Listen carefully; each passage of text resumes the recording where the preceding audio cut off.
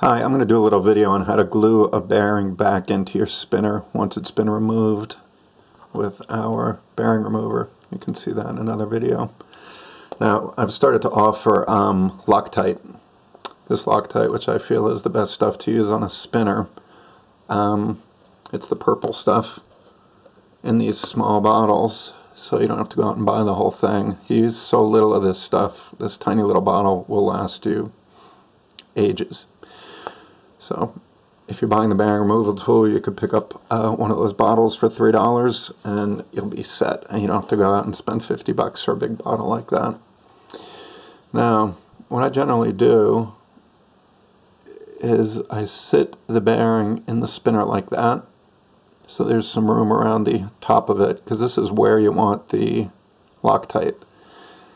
And number one rule, use very, very little. If you use too much, you're going to get it in the bearing and it's going to ruin your bearing, or you're going to get so much in there that you'll have a hard time getting it out. Now, this Loctite in particular is the easiest stuff to get out, so you probably don't have to worry about it as much. Now you can see in the bottles that I'm putting this stuff into for you, it comes with this little applicator stick, which is pretty much perfect for our purposes. So you pull out the stick, and it has plenty stuck on there, and you just want to dab a little bit, a few spots around it.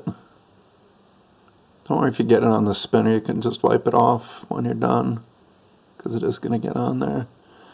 So I have 4 little dots of the stuff there.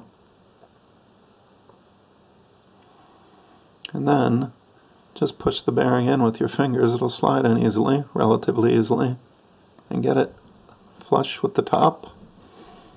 Grab a rag and wipe away from the bearing.